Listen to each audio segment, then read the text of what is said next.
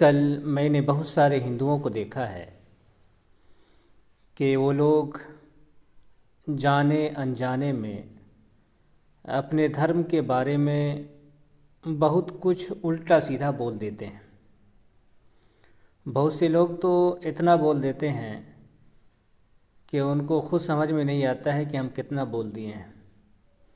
और बहुत सारे लोग धर्म की बड़ी बड़ी चीज़ों को जूते के नोक पर रखते हैं और बड़े बड़े भगवान देवी देवता को जूते के नोक पर रखते हैं, यानी फुटबॉल की तरह उड़ा करके फेंक देना चाहते हैं।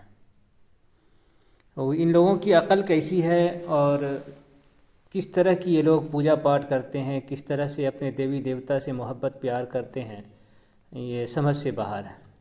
मुझे आज तक कहीं भी कोई ऐसा हिंदू नहीं मिला जो, और न किसी हिंदू को मैंने सुना जो अपने धर्म पर मुकम्मल तौर पर चलता हो या चलने की बात करता हो या अपने धर्म की पूरी बात लोगों के सामने लेकर के आता हो। इस दुनिया में एक भी हिंदू ऐसा नहीं है। सारे के सारे हिंदू अपने धर्म को जूतों के नोक पे रखना जानते हैं और रखने की बात बोलते हैं। आपके सामने एक वीडियो है, एक कमेंट है यूट्यूब का, वो मैं आपके सामने रख कर के फिर मैं आपको दिखाऊंगा कि ये लोग सारे देवी देवता और सारी धर्म ग्रंथों को, सारी धार्मिक किताबों को, पुस्तकों को किस तरह से पाँव और जूते के नोक पर रखते हैं। वो आप देखिए एक आदमी है, ये पहला आदमी है जिससे शूद्र होने पर और ग़ुलाम होने पर और सेवा करने पर फ़ख्र हो रहा है। देखिए क्या लिखा है, मुझे खुशी है कि मैं शूद्र हिंदू हूँ और मुझे अपने से ऊंचे वर्णों की सेवा करने का अवसर मिला। जय श्री राम। ये तो हो गया, लेकिन इस अकल के अंधे को, ये अपने आप को शूद्र कह रहा है और आज हालत ये हो गई है कि ब्राह्मण भी अपनी जाति छुपा कर लोगों को बेवकूफ़ बनाने के लिए, जिस तरह से आज से 2000 साल पहले इस धरती से और इस हिंदुस्तान से क्या कहते हैं, बौद्धों को ख़त्म किया था, कि बौद्ध का रूप धार लिए थे और रूप धार करके बौद्ध को ख़त्म किया था। आज फिर उसी तरह की शक्ल में ये लोग आ रहे हैं, शूद्रों की शक्ल में, और ये शूद्रों की शक्ल में आकर के किसको ख़त्म करेंगे वो बात की बात है। पहले आप देखिए यहाँ क्या लिखा है, लेकिन किसी न किसी को ख़त्म करना ही चाहते हैं वो। तो यहाँ ये कह रहा है कि मैं हिंदू हूँ और हिंदू हूँ, शूद्र हूँ, और मुझे ग़ुलामी करने का मतलब अवसर मिला है। दुनिया के अंदर, सारी दुनिया के अंदर कानून बना है कि आप कोई ग़ुलामी नहीं करेगा, ग़ुलाम नहीं है, सारे लोग आज़ाद हैं।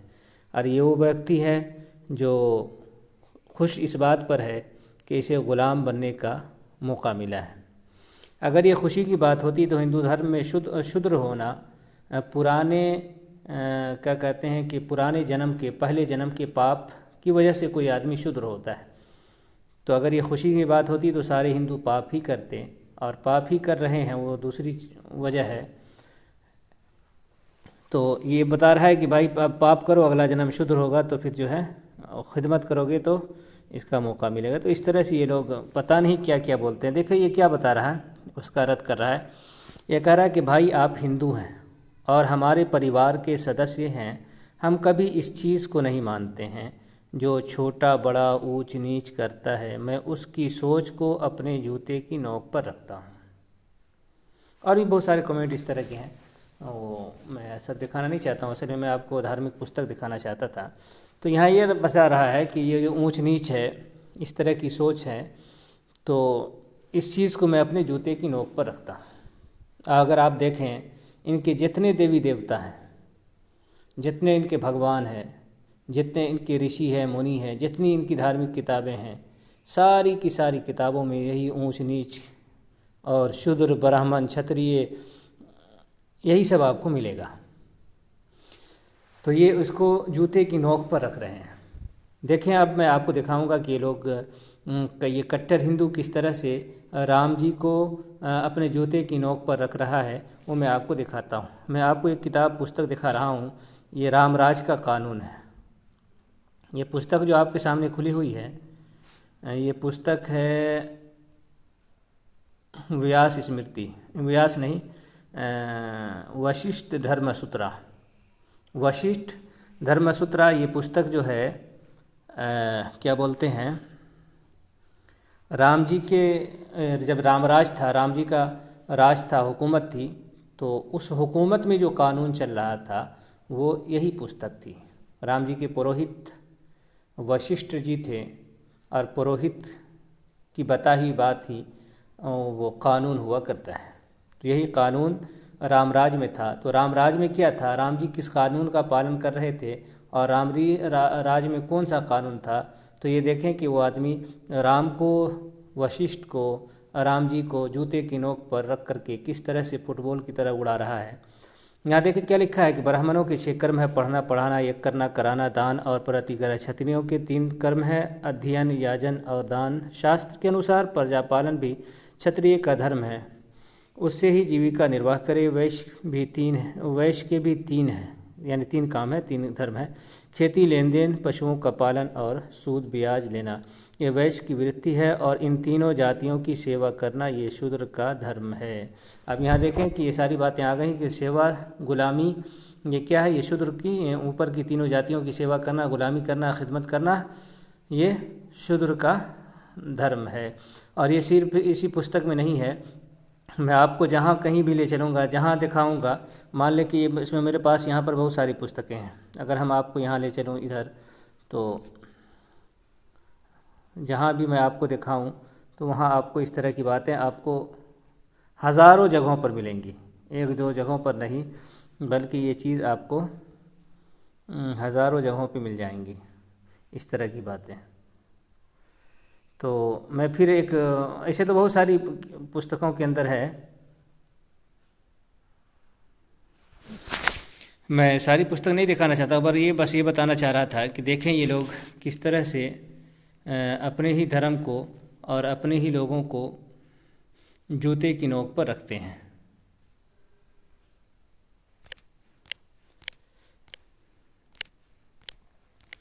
थोड़ा इस पुस्तक को भी मैं दिखा लूँ, ये बहुत बड़े ऋषि की पुस्तक है, ये आ नहीं रहा है, ये कौन सा पेज देख लेते हैं।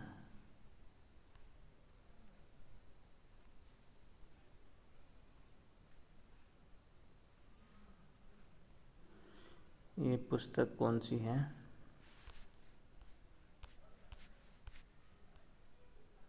खैर रहने देते हैं इसको, हम पुस्तक का नाम भी नहीं नज़र आ रहा है, वो अतरी है।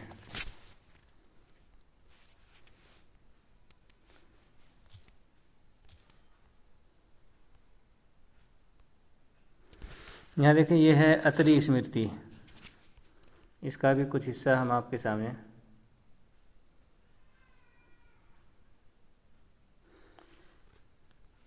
यहाँ देखें क्या है कि निंदित कुल में उत्पन्न हुए दुराचरण करने वाले मूर्ख, शूद्र और दुष्ट भाव वाले ब्राह्मण, इन 5 प्रकार के मनुष्यों को श्रेष्ठ ब्राह्मण इसकी शिक्षा ना दे। यानी ये जो स्मृति है, ये जो धार्मिक पुस्तकें हैं, इसको भी पढ़ाने की अनुमति नहीं है, पढ़ने की अनुमति नहीं है शूद्रों को। यहाँ देखें क्या, ब्राह्मणों के 6 कार्य हैं, उनमें यजन, दान और अध्ययन, ये 3 तपस्या है, और दान लेना, पढ़ाना, यज्ञ कराना, ये 3 जीविका है। क्षत्रियों के 5 कार्य हैं, उनमें यजन, दान, अध्ययन, ये 3 तपस्या है, और शास्त्र, व्यवहार और प्राणियों की रक्षा करना, ये 2 जीविका है। वैश्य को भी यजन, दान, अध्ययन, ये 3 तपस्या है, और वार्ता अर्थात खेती, ये है। गौओं रक्षा और व्यवहार, ये 4 आजीविका है।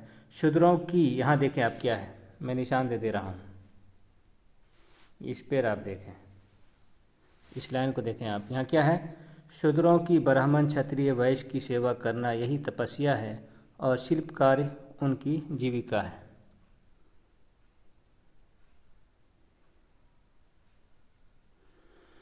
आगे क्या है, मैंने ये धर्म कहा है, ब्राह्मण, क्षत्रिय, वैश्य और शूद्र, ये 4 वर्ण इस धर्म के अनुसार चलने पर इस काल में बहुत सा सम्मान प्राप्त कर परलोक में श्रेष्ठ गति को पाते हैं। ये हो गया है। यह है कि अपने धर्म में स्थिर होकर शूद्र भी स्वर्ग प्राप्त करते हैं। दूसरों का धर्म सुंदरी पराई के समान तजने के योग है, यानी कि सेवा ही करना है, सेवा ही करके शूद्र जो है स्वर्ग में चला जाएगा। और आगे देखें और भी है, जप होम इत्यादि ब्राह्मणों के उचित कर्म में रत होने से शूद्र का राजा वध करे। यहाँ देखिए कितनी बड़ी बात है, इसको मैं हटा देता हूँ। इसको देखें, ऐसे तो एक नहीं, मतलब जो है हज़ारों मंत्र है, ये कोई एक दो मंत्र नहीं है। आप इसको देखें ज़रा, ये इस पर ध्यान दें। यहाँ क्या लिखा है,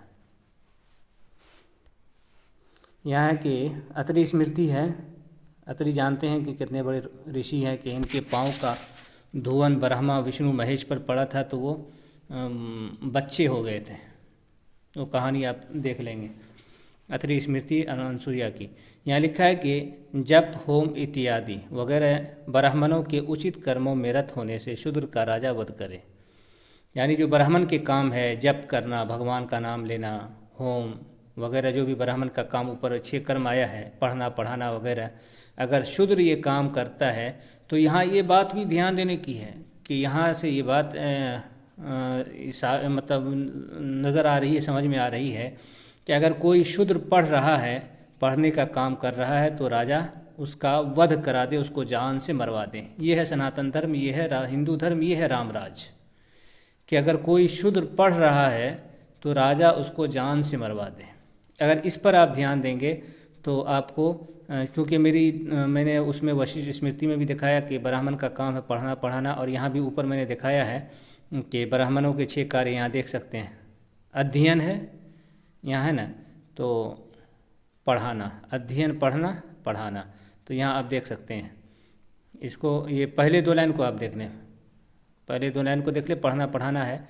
और यहाँ ये बात है कि ब्राह्मणों की कोई काम, ब्राह्मणों वाला काम अगर ये कर रहा है शूद्र, तो राजा उसकी गर्दन मरवा दे, उसको जान से मरवा दे।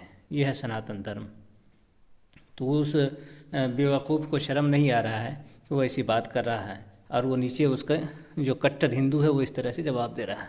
तो आपको इसी तरह के हिंदू मिलेंगे कि धार्मिक पुस्तक में कुछ लिखा है और ये लोग किसी और रास्ते पर चलते हैं।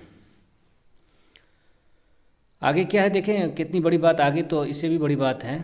कारण की जलधारा जिस प्रकार से अग्नि को नष्ट करती है, उसी प्रकार से ये जप होम में तत्पर हुआ शूद्र संपूर्ण राज्य का नाश करता है। क्योंकि सेवा करना इसका है, अगर सेवा करना ही छोड़ दे तो सारे, मतलब जो है ये काम ताम धप हो जाएगा। गुलामी लोग जो हैं, ये लोग जो हैं, सारे काम काज जितना है सब शूद्र ही को करना है, सेवा वाला, तो ये ख़त्म हो जाएंगे तो फिर सब ख़त्म हो जाएगा।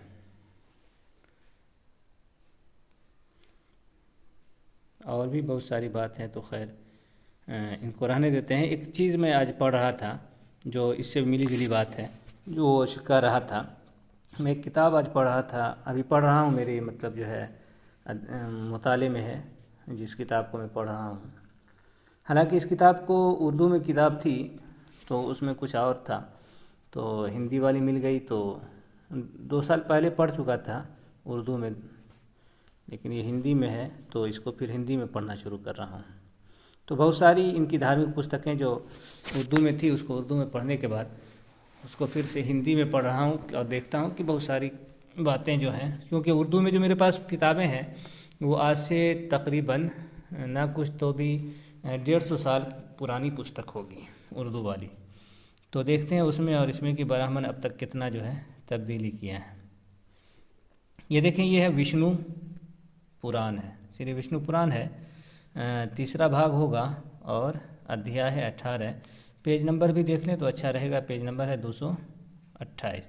वैसे बहुत सारी बातें जो हैं ऊपर इस तरह की आई हैं, तो अभी जहाँ पर मैं पढ़ रहा था तो सोचा कि वहीं से जब ऐसी बातें आ गई हैं और इसी तरह की बातें आ गई हैं तो उसी को मैं आपके सामने दिखा दूँ।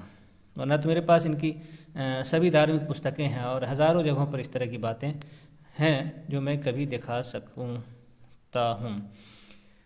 देखिए यहाँ क्या लिखा है कि जो ब्राह्मणादि वर्ण, ये ऊपर से पढ़ें कि कहाँ से, हाँ यहीं से पढ़ते हैं, खैर यहाँ से। देखिए, जो ब्राह्मणादि वर्ण स्वधर्म को छोड़कर परधर्म में प्रवृत्त होते हैं अथवा हनि वृत्ति का अवलंबन करते हैं, वे नगन कहलाते हैं। है मैत्रेय, जिस स्थान में, यहाँ से देखें, चारों वर्णों का अत्यंत मिश्रण हो, उसमें रहने से पुरुष की साधु वृत्तियों का क्षय हो जाता है। तो ये नगन वाली बात चली। जैसे है कि अपना धर्म छोड़ करके दूसरे को धर्म, जो ऊपर इससे पहले वाली पुस्तक के अंदर बात आई थी कि अपना धर्म छोड़ के, मतलब जैसे ब्राह्मण का जो काम है वो छोड़ के क्षत्रिय वाला काम करने लगे, या क्षत्रिय अपना काम छोड़ के ब्राह्मण वाला करने लगे, या शूद्र अपना काम छोड़ करके ब्राह्मण वाला काम करने लगे। तो इसी है कि अपना धर्म छोड़ करके दूसरे धर्म में जो भी चला जाए तो उसको नगन कहा जाता है। नगन के बारे में बहुत बड़ी बड़ी बातें आई है। पूरा अध्याय जो है वो नगन ही के बारे में है। वो पूछा जाता है, पराशर ऋषि से पूछते हैं कि ये पूरी पुस्तक उसी पे है, पराशर ऋषि ही जो व्यास जी के बाप हैं, तो वही पूछते हैं कि नगन किसको कहते हैं। तो इसमें बहुत सारी बातें जो हैं नगन के बारे में आया है कि जो क्या कहते हैं, अपने गुरु की पत्नी से संभोग कर ले वो नगन है। तो बहुत सारी अक़साम जो है किस्में नगन के इसके अंदर आता है। कौन कौन, जैसे जराइम, बड़े बड़े जराइम जो है वो नगन के अंदर आता है। नगन कहते हैं नंगा, नंगे पनी को, तो उसी को अपना ये है। तो इसको रहने दें, ये मैं इसको दिखा देता हूँ ताकि इसे भी बात कहाँ चला गया वो,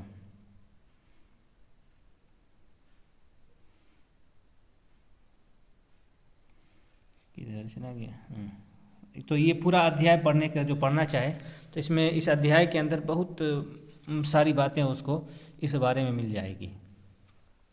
यहाँ क्या है कि यहाँ ये लिखा हुआ कि जिस जगह में, जिस इलाके में चारों जाति के लोग आपस में एक दूसरे से मिलजुल कर रहते हों। एक मोहल्ला है, एक मोहल्ला में एक घर ब्राह्मण का हो गया, तो दूसरा घर क्षत्रिय का, तो तीसरा घर शूद्र का, तो चौथा घर वैश्य का। ये जिस तरह से लोग एक साथ मिलजुल के रहते हैं, तो उस जगह उस तरह से है। या इस तरह से कि एक साथ चारों जातियों के लोग बैठे हों। दोनों बात हो सकती है कि एक इलाके में, एक मैदान में सारे लोग जमा हों, सारे लोग बैठे हुए हों, या एक महल्ले में सारी जातियों के घर हो। तो ये दोनों बातें इसके अंदर आ जाएगी। और इस तरह की और भी बातें आप देख सकते हैं कि एक जगह एक सवारी पर सारे लोग सवार हों। तो सारी बातों को, जो इस तरह की बातें हैं, उसको आप देख सकते हैं। तो उसके बारे में है कि जो भी इस तरह का मतलब हो रहा है कि सारे लोग, सारी जातियों के लोग, जिसमें ऊंची जाति भी हो और नीची जाति भी हो, तो यहाँ ये बताया जा रहा है कि अगर ऐसा है तो फिर जो ऊंची जाति के लोग हैं उनके सारे नेक आमाल, जिसको पुण्य कहते हैं, अच्छाई कहते हैं, जो अच्छा कर्म करके जा रहा है, पुण्य कर्म करके जो गया है, जो भी पुण्य कर्म किया है, जितना भी पुण्य कर्म किया है, वो सारे के सारे नेक पुण्य कर्म जो है ख़त्म हो जाएंगे, समाप्त हो जाएंगे। तो ये है, यानी कि शूद्र के साथ, शूद्र की बस्ती में रहने से, शूद्र के साथ रहने से, एक जगह रहने से भी इन लोगों के सारे जो है नेक अमाल ख़त्म हो जाते हैं। यही वजह है कि बहुत सारी पुस्तकों में, मनुस्मृति के अंदर भी कई जगहों पर इस बात से रोका गया है कि शूद्र के इलाके में, शूद्र की बस्ती में ना रहे, बल्कि यहाँ तक है मनुस्मृति के अंदर, पद्म पुराण के अंदर, के शूद्र की हुकूमत में ना रहे। जहाँ जिस जगह, जिस इलाके में शूद्र का राज हो, तो ब्राह्मण, ऊंची जाति के लोग उस इलाके को छोड़ दें। ये बहुत सारी पुस्तकों के अंदर इस तरह की बातें आई हैं। तो ये है। और आप देखें, एक बात और मैं बता करके अपनी बात ख़त्म कर दूंगा कि आप पूरे हिंदू धर्म के पूरे इतिहास को देख लें, जो धार्मिक इनका इतिहास है, उन तमाम धार्मिक इतिहासों के अंदर जहाँ कहीं भी, जिस इलाके में भी शूद्रों की हुकूमत रही है, उस इलाके में जो है क्या बोलते हैं कि ब्राह्मण नहीं रहे। वो वहाँ आपको ये नहीं मिलेगा कि ब्राह्मण वहाँ रहे हैं। असुरों की अगर हुकूमत है तो वहाँ ब्राह्मण रहे हैं, लेकिन शूद्रों की हुकूमत में ब्राह्मण नहीं रहे हैं। तो ये है इसका इतिहास। तो आप यहाँ भी देख लें, ये बड़ी काम की बात है कि जिस स्थान में, जिस इलाके में चारों वर्णों के का अत्यंत मिश्रण हो, उसमें रहने से पुरुष की साधु वृत्तियों का क्षय हो जाता है, सारे नेक अमाल ख़त्म हो जाते हैं। ये है हिंदू धर्म, ये है सनातन धर्म, ये है सनातन धर्म की पुस्तकें। तो ये क्या कहेगा? तो मैंने सारी बातें दिखा दिया। वो जो कह रहा था कि मैं शूद्र हूँ, तो शूद्र हूँ तो तुम पढ़ रहे हो तो तुम्हारी तो गर्दन काटने की बात आ गई है। तो इस तरह की बातें धार्मिक पुस्तकों में भरी पड़ी हैं। खैर, रहने दें।